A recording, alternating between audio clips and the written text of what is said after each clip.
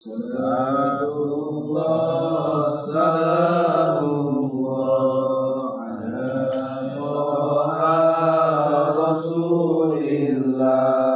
Salatullah, salamullah ala Yasin Habibillah. Tawassalna bismillah. Kita akan melanjutkan ngaji kita, insyaallah masih melanjutkan, yaitu pembahasan mengenai hadis-hadis yang di dalam kitab As-Sunnah wal Bid'ah, insyaallah.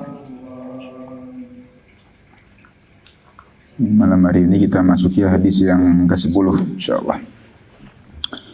Bismillahirrahmanirrahim. Al-hadithul ashir, hadis yang ke-10 fil Bukhari, diterangkan dalam kitab Bukhari, Sahih Bukhari, fi fadhaili qul huwallahu ahad, yaitu dalam bab keutamaan-keutamaan surat Al-Ikhlas. An Abi Sa'id Al-Khudri, diterangkan dari Sayyidina Abu Sa'id Al-Khudri radhiyallahu an, anna rajulan sami'a rajulan yaqra'u bi qul huwallahu ahad, bahwasanya ada seorang laki-laki mendengar laki-laki yang lain membaca surat Al-Ikhlas, yuraddiduha, yang mana dia mengulang-ulangnya, diulang. Al-Ikhlas selesai, diulang lagi, diulang lagi, diulang lagi.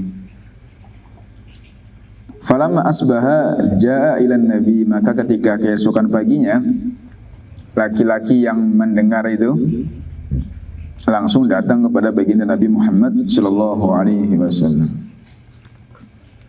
Jadi kurang lebih ceritanya, ada seseorang laki-laki itu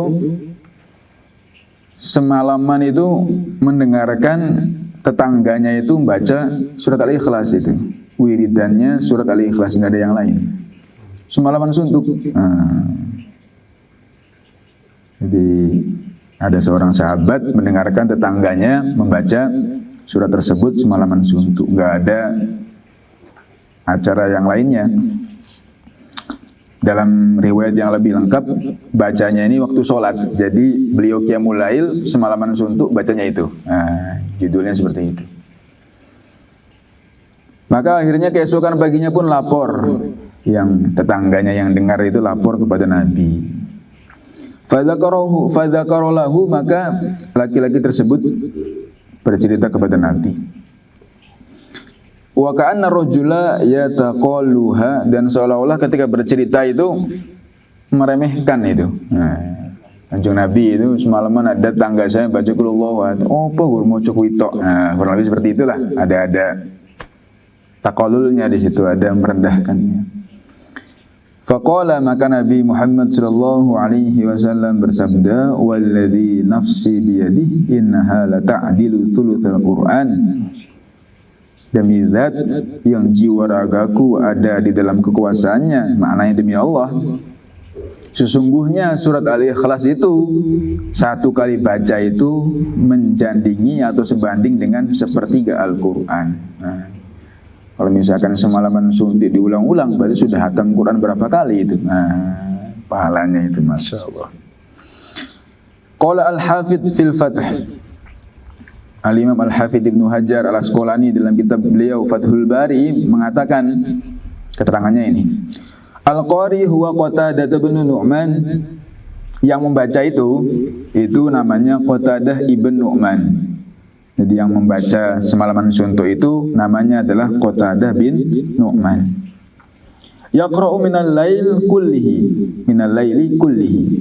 Beliau membaca semalaman suntuk qul huwallahu ahad la yazidu 'alaiha, terus baca Al-Ikhlas, enggak ditambah apa-apa yang lain. Walladzi sami'ahu la'allahu akhuh, dan orang yang mendengar itu kemungkinan besar adalah saudaranya sendiri, li ummi, saudara seibu. Saudara seibu berarti lain bapak. Namanya adalah Abu Sa'id. Wa kana mutajawiraini, dan keduanya adalah bertetangga. Jadi ini langsung diterangkan dalam Fathul Barinya, dalam syarahnya itu, dalam keterangan tambahan namanya Fathul Bari, itu yang sahabat yang wiridan itu dalam Qiyamul Lailnya Al-Ikhlas itu namanya Qatadah bin Nu'man. Kemudian sahabat tadi yang dengar tetangganya itu adalah namanya Abu Sa'id. Tapi bukan Abu Sa'id Al-Khudri, ini lain ini. Kemudian wabidzalika jazama Ibnu Abdul Barr, menguatkan dengan keterangannya Al-Hafidz Al-Asqalani juga Ibnu Abdul Barr, maknanya yang berpendapat bahwasanya keterangannya seperti itu, yaitu yang mendengar adalah Qatadah, yang membaca adalah Qatadah dan yang mendengar adalah Abu Sa'id, itu bukan hanya Ibnu Hajar Al-Asqalani saja, akan tapi juga Ibnu Abdul Barr, ulama-ulama besar lah. Wa qad kharaja Daruqutni, Imam Daruqutni telah meriwayatkan min tariqi Ishaq ibni At-Tiba' an Malikin fi hadzal hadits. Imam Daruqutni juga meriwayatkan dengan riwayat yang semisal ini, yaitu dari jalan Ishaq ibn Tiba', yaitu dari Imam Malik di dalam hadis ini. Adapun lafadznya, innali jaran yaqumu bil laili fama yaqra'u illa biqul huwallahu ahad. Adapun lafadz hadisnya adalah yang artinya, sungguhnya aku punya tetangga yang mana dia qiyamul lail semalaman suntuk, membacanya hanya Al-Ikhlas saja. Fadalat ar-riwayat annahu yaf'alu dzalika fi qiyamil laili fi shalah. Maka riwayat-riwayat yang ada menunjukkan bahwasanya beliau, yaitu Qatadah, sahabat tadi yang membaca Al-Ikhlas tadi, membacanya di dalam qiyamul lail semalaman suntuk. Wa fil hadits iqrarur rasul, dalam hadis ini bisa kita ambil pelajaran bahwasanya di situ ada iqrarur rasul, persetujuan Nabi Muhammad sallallahu alaihi wasallam ala hadza tahdidi, atas penentuan ini, pembatasan wal iktisari dan peringkasan ala hadhihi surati, yaitu hanya surat ini saja. Fi qiyamil laili, yang dibawa di dalam qiyamul lail. Ma'ama fihi min at-takhsis, padahal di dalamnya ada pengkhususan alladzi lam yakun min ilmihi, yang mana pengkhususan itu belum pernah diajarkan dari baginda Rasulullah sallallahu alaihi wasallam. Jadi tadi hadisnya tadi ceritanya dalam Bukhari bahwasanya ada sahabat punya amalan itu qiyamul lail membacanya itu qul huwallahu ahad semalaman suntuk. Masya Allah. Jadi nggak neko-neko, sahabat itu seperti itu. Kalau misalkan sudah punya ilmu, sudah punya hafal Al-Quran, memang langsung dapatkan dari Rasulullah. Nah, itu yang beliau pegang, beliau bawa kemana-mana itu. Gak usah repot-repot, hafalan koyo iki aku woco iki, tapi dibacain semalaman suntuk itu. Masya Allah. Maka akhirnya diceritakan kepada Nabi, dan Nabi itu beliau enggak melarang dan tidak memarahi, bahkan beliau iqrar, setuju dengan perbuatan itu, bahkan beliau memberikan kabar gembira bahwasanya satu sekali bacanya itu sebanding dengan sepertiga Al-Quran. Nah, maknanya seperti itu. Padahal pengkhususan ini, penentuan ini belum pernah diajarkan oleh baginda Rasulullah sallallahu alaihi wasallam. Belum pernah ada riwayatnya Rasulullah menerangkan barang siapa yang membaca Al-Ikhlas semalaman suntuk mendapatkan surga berapa kali lipat. Barang siapa yang qiyamul lail semalam suntuk baca Al-Ikhlas akan mendapatkan fadilah sekian-sekian. Belum pernah ada riwayatnya seperti itu, tapi ada sahabat yang mengamalkan. Coba. Nah, sekali lagi, ini adalah untuk menguatkan bahwasanya mengkhususkan amalan yang semacam ini adalah bukan sesuatu yang dilarang. Boleh-boleh saja. Karena itu tidak bertentangan sama sekali dengan syariat.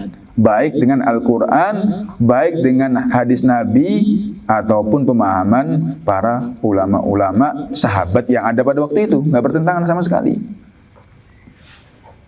Makanya sahabat tadi itu berani mengamalkan itu. Kalau misalkan sahabat itu tahu bahwasanya ini adalah sesuatu yang dilarang, maka sahabat tidak akan menerjang. Nah, itu kan sudah disetujui Nabi ya. Kita ulang-ulang lagi. Itu kan sudah disetujui Nabi ya, makanya boleh seperti itu. Maka kita bilang bahwasanya persetujuan Nabi ini bukan hanya persetujuan dalam Al-Ikhlas semalam suntuk itu aja, bukan. Akan tapi dalam membuat amalan-amalan yang semisal ini pun boleh gitu maknanya.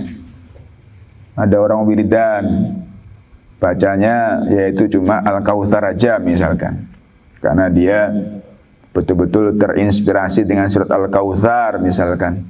Di dalamnya itu ada cerita tentang telaga Kautsar yang minum sekali langsung gak haus selama-lamanya. Harapannya dengan wiridan Al-Kautsar dapat telaganya Kautsar itu. Wiridan seperti itu. Dilarang apa tidak? Tidak. Ada orang yang wiridan membaca la ilaha illallah, la ilaha illallah. Orang leren-leren sampai subuh. Dilarang apa enggak? Tidak. Lah itu kan belum ada riwayatnya dari Rasulullah. Rasulullah nggak pernah mengajarkan seperti itu. Iya, Rasulullah nggak pernah mengajarkan seperti itu. Akan tapi Rasul tidak pernah melarang yang seperti itu. Rasulullah tidak berbuat bukan berarti Rasulullah melarang seperti itu. Inilah yang dijadikan dalil diantaranya ini oleh para ulama-ulama ahli tasawuf, ahli thariqah itu untuk mujahadah malam. Zikirnya puluhan ribu kali. Lah itu kok ditentukan. Ya, kalau ini kan nggak ditentukan. Pokoknya baca Al-Ikhlas semalam suntuk. Itu kan orang-orang thariqah ditentukan. Kalau baru belajar sekian ribu kali. Nanti kalau misalkan sudah ada tingkatannya sampai 70 ribu kali misalkan. Kok ada angka-angka seperti itu? Kalau misalkan ngikut dalilnya sahabat tadi itu Al-Ikhlasnya nggak ditentukan berapa ribu kali. Tapi kalau misalkan itu thariqah itu ada penentuannya. Itu bagaimana? Maka dijawab dengan jawaban yang lain. Yang pertama yaitu zikir dengan banyak itu adalah perintah Allah.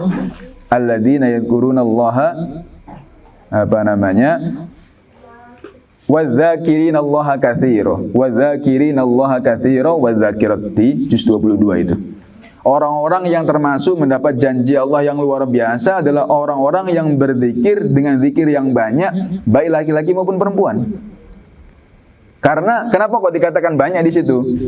Karena yang namanya orang munafik itu pun zikir, tapi zikirnya sedikit. Wala yadhkurunallaha illa qalila itu.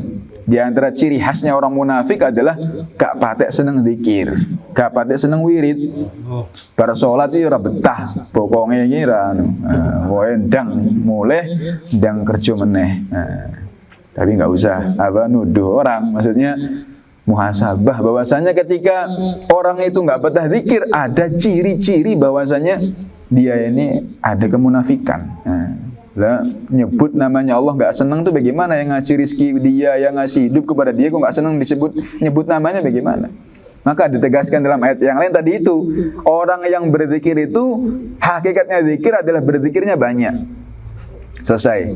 Nah banyak di sini adalah masih belum jelas itu kathiro. Ya, kathiro itu maknanya adalah banyak yang belum jelas berapa angkanya. Itu satu perintah. Nah kemudian perintah yang kedua, kita diperintahkan untuk istiqomah. Ya. Amalan yang terbaik itu adalah amalan yang istiqomah. Madui ma'alaiha atau madi ma'alaiha, sesuatu yang dilanggengkan. Nah, para ulama-ulama ahli zikir memadukan antara dalil zikir yang banyak dengan istiqomah. Akhirnya beliau beristihad, perlu adanya penentuan-penentuan jumlah bilangan zikir. Maka beliau berzikir dengan jumlah sekian, ternyata mendapatkan pengalaman rohani yang begini. Akhirnya dengan pengalaman ini beliau wariskan, beliau jadikan kurikulum dalam zikir beliau. Seperti itu gambarannya. Jadi amalan itu, zikir itu bukan sekedar banyak, akan tetapi apa? Istiqomah. Lah biar istiqomah nggak akan bisa kecuali ditentukan gitu loh. Pokoknya yang penting saya itu membaca tahlil sebanyak-banyaknya. Misalkan ada orang bisa seperti itu. Nanti kan nggak baca tahlil itu insya Allah itu. Pokoknya setiap hari saya membaca tahlil la ilaha illallah sebanyak-banyaknya. Tapi ketika nggak menentukan bilangannya, bilangan sendiri aja lah minimalnya itu, maka insya Allah nggak istiqomah itu, karena nggak punya target. Ya orang kerja dunia aja perlu target. Nah, kalau misalkan nggak ada target, nggak kelihatan naik turunnya, untung ruginya nggak kelihatan. Yang penting buka toko, basing-basing, untung rugi segala macam, tiba-tiba nggak bisa buat beli beras, tiba-tiba utangnya numpuk segala macam. Itu aja orang-orang ahli dunia diperhitungkan sampai seperti itu. Lah begitu pun dalam urusan zikir pun ada perhitungannya seperti itu. Nah kalau misalkan orang itu nggak punya target, maka akhirnya apa? Kan yang penting banyak, yang penting zikir kan. Akhirnya lama-lama dari 100 turun 33 turun 10 nggak zikir blas malahan. Pokoknya yang penting saya sholawat setiap hari sebanyak-banyaknya. Kalau misalkan nggak belajar ditentukan itu selawatnya itu, nanti lama-lama itu akhirnya nggak selawat sama sekali akhirnya. Kadang-kadang yang sudah ditentukan aja, yang udah berjalan saja, nggak ini lagi, nggak jalan lagi, apalagi yang nggak ditentukan, nggak punya target. Nah seperti itu. Itu diantara pembahasannya, diantara pelebarannya seperti itu keterangannya. Wa fihi ma fi sabaqaihi, dan juga di dalam ini mirip dengan dua hadis sebelumnya, yaitu hadis nomor 3 dan nomor 4. Hadis nomor 3 nomor 4 sudah ada pembahasan yang mirip seperti ini. Ada yang sahabat Nabi kalau imam pakai al-ikhlas itu loh. Nah, itu dalilnya itu mirip seperti itu. Minad dilalati, yaitu dari dalil ala jawazi takhsisi ba'dil Qur'an, yaitu kebolehan menentukan sebagian Al-Qur'an bimailin nafsi ilaihi, dengan kecondongan hati, wal istikthari minhu, dan memperbanyak. Jadi bolehnya menentukan sebagian Al-Qur'an apa menentukan sebagian Quran dengan apa itu? Dasarnya apa? Mailu nafsil, cuma dengan kecondongan hati aja. Coba lihat, kita renungkan ini kata-kata bimailin nafsi ilaihi. Kecondongan hati itu sudah cukup menjadi dasar orang itu mengulang-ulang itu gitu loh.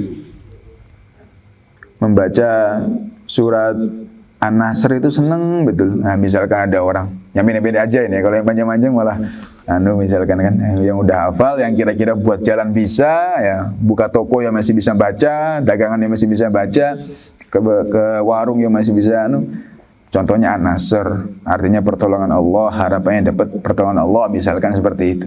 Aku ini mau coba An-Nasr yo cocok, maksudnya seneng betul. Nah, itu alasan orang itu senang seperti itu aja, cocok seperti itu saja sudah cukup untuk orang itu dalil mengulang-ulang itu nggak masalah. Gitu lah. Jadi nggak perlu cari dalil, ada nggak ya keutamaan mengulang-ulang An-Nasr? Ada nggak ya? Nggak perlu. Yang penting ada kecondongan hati seperti itu pun sudah ada apa? Sudah menjadi dalil, itu bisa. Sudah menjadi dasar pun sudah bisa. Karena kecondongannya tetap adalah kepada Al-Quran. Nah, Al-Quran itu dari awal Al-Fatihah sampai An-Nas semuanya adalah barokah semua. Diambil semuanya, tambah barokahnya, diambil sebagainya pun dapat sebagian barokahnya itu. Diambil satu surat jadi wiridan pun jadi ambil barokahnya dapat juga, seperti itu. Kecondongan hati. Kadang-kadang kan ada orang condongnya hati itu kan beda-beda.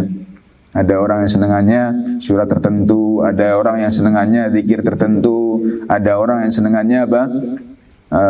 Asmaul Husna tertentu, seperti itu. Pokoknya kecondongan-kecondongan yang terkait dengan ayat-ayat Al-Quran, kecondongan-kecondongan yang terkait dengan zikir-zikir itu, kalau misalkan hati sudah condong, walaupun nggak ada dalil khususnya, boleh diamalkan. Ringkasnya seperti itu.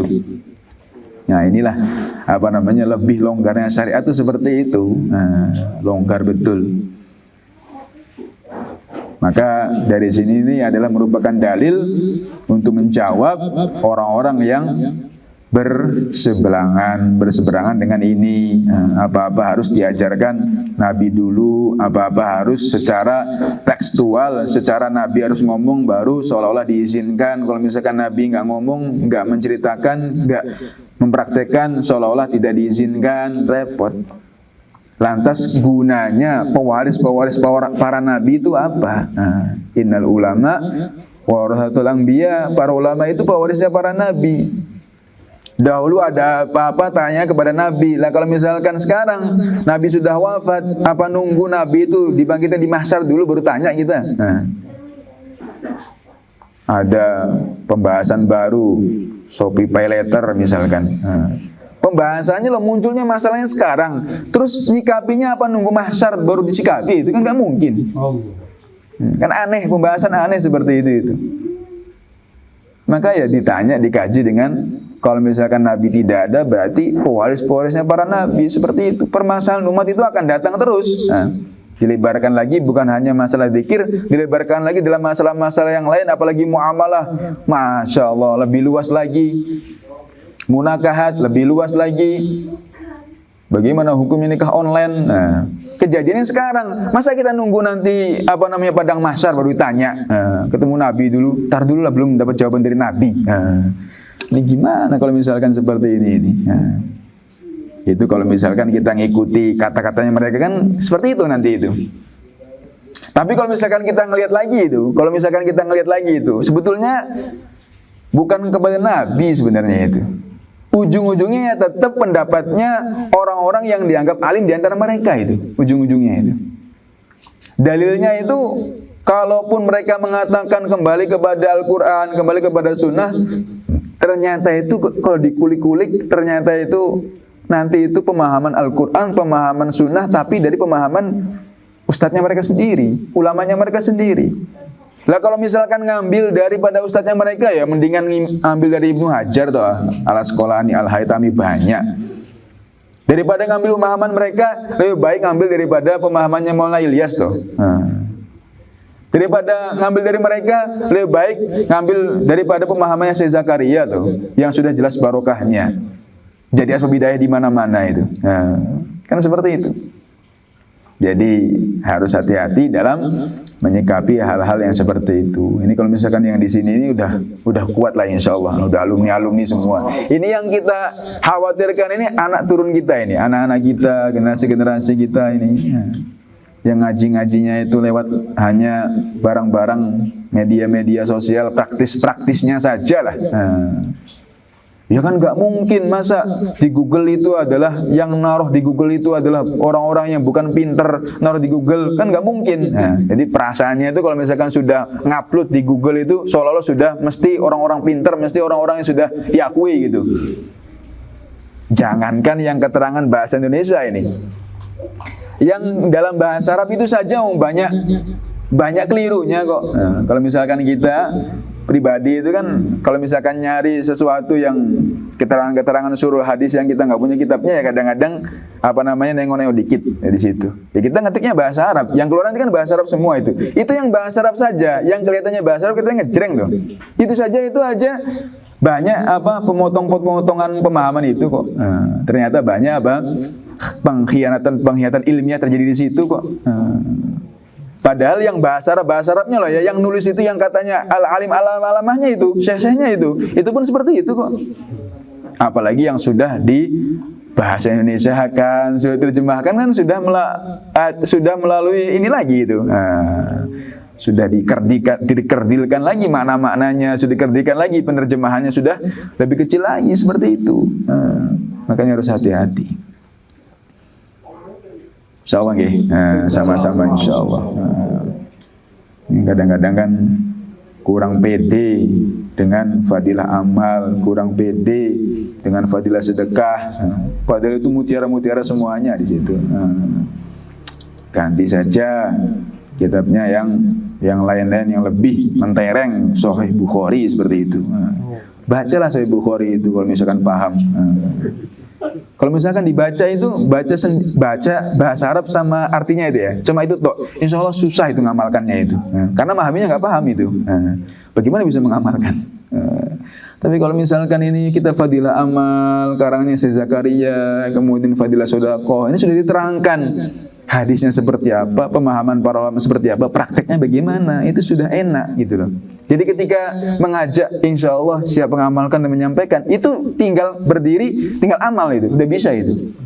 Tapi kalau misalkan baca-baca terjemah-terjemah seperti itu, amal lagi opo ngono loh. Ya kan, perasaannya sudah mungkin bertahun-tahun baca hadis apa, bertahun-tahun ikut kajian apa, tapi kan belum sempurna baca dari hadis pertama sampai hadis akhir kitab Bukhari itu. Berapa ratus hadis, berapa ribu hadis yang terloncat dari situ coba. Perasaannya sudah hatam, ternyata banyak yang loncat-loncat. Yang mana untuk jelaskan aja nggak bisa, cuma terjemah itu aja. Yang baca aja belum tentu paham, kan seperti itu.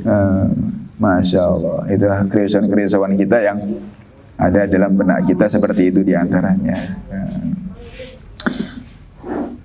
Kemudian selanjutnya, wa ma'akuli hadza falam najid minal ulama'i man qala bi afdaliyati qiyamil laili bima wahdaha. Meskipun demikian, kita pun belum menemukan di kalangan ulama yang berpendapat bahwasannya qiyamul lail itu yang afdol ya dengan surat Al-Ikhlas saja.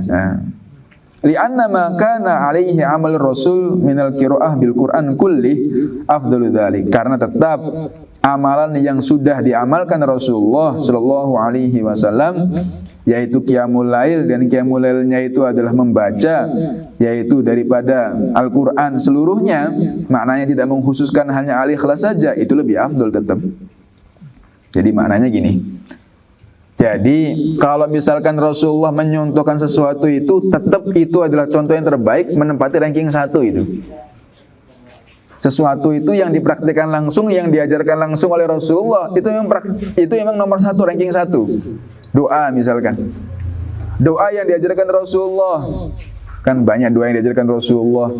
Allahumma inni a'udzubika minal hammi wal hazan, doa-doa yang lainnya itu tetap di dalam urutan ranking doa, itu tetap ranking 1. Nggak kita nafikan, tidak. Akan tetapi juga tidak menafikan bahwasanya ada orang-orang di bawahnya yang buat doa kemudian makbul juga tidak dinafikan, gitu lah maknanya. Jangan sampai berpemahaman bahwasanya doa itu hanya yang diajarkan Nabi saja. Nabi yang nggak diajarkan Nabi tertolak semuanya. Ini adalah pemahaman yang keliru. Jadi ada rankingnya itu. Nah, tetap kita nggak menafikan, loh kan sudah diajarkan Nabi doa itu, doanya ini ngapain bikin doa baru? Tetap kita nggak menafikan. Kalau misalkan kamu hafal doa itu yang terbaik, urutan doa yang terbaik, doa dari Al-Quran. Kemudian yang kedua dari Nabi. Nah, itu urutan terbaik itu, ranking 1, ranking 2. Nah, kemudian tetapi tidak menafikan bawah-bawahnya ada doa-doa yang makbul juga, tapi buatannya para ulama. Nah, urutan-urutan doa, susunan doa juga buatan para ulama, nggak bisa dinafikan, ada seperti itu. Seperti itu. Kemudian walakin amaluhu wa ma yusbihuhu, akan tetapi tetap nggak bisa dinafikan amalannya beliau tadi, Qatadah tadi yang qiyamul lail full Al-Ikhlas, wa ma yusbihu, dan semisalnya dakhilun fi nitaqis sunnah, masuk di dalam kategori sunnah, walaysa fihi ma yudhammu, dan di dalamnya tidak ada celaan sama sekali, bal huwa mahmudun, bahkan itu adalah sesuatu yang terpuji. Ala kulli halin, melihat segala sesuatu, melihat segala keadaan. Wa fihi raddun, dan di dalamnya ada penolakan, penolakan alal mubaddi'ina, atas orang-orang yang suka membid'ah-bid'ahkan al ahadits sabiqati, sebagaimana keterangan-keterangan dalam hadis-hadis yang telah lalu, wallati sayati, dan yang akan datang. Jadi ini adalah ringkasnya dalil juga bahwasanya boleh kita ini membaca amalan-amalan itu, entah itu amalan apa, wiridan apa, semalaman suntuk itu boleh-boleh saja. Nah, di sini yang dicontohkan adalah Al-Ikhlas. Kalau misalkan kita yang lain, monggo silahkan seperti itu. Naik kuat, semalaman suntuk naik kuat. Kita qiyamul lail, latihan menghidupkan malam dengan amalan semacam itu, biar punya cerita, saya sudah pernah semalaman suntuk membaca Al-Quran, saya sudah pernah semalaman suntuk itu membaca La ilaha illallah, saya sudah pernah semalaman suntuk membaca sholawat, kan itu kan luar biasa kan. Nah, kalau misalkan semalaman suntuk di depan laptop, wah udah biasa. Semalaman suntuk di depan apalagi, biasa itu. Kalau misalkan cita-citanya orang yang beriman, orang yang ingin sampai kepada Rasulullah, ingin sampai kepada Allah, punya cerita yang semacam itu. Kurang lebihnya mohon maaf insyaallah.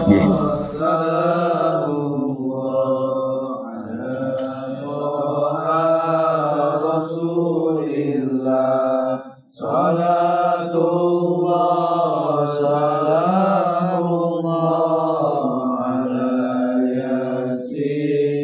Habibillahillah tawassal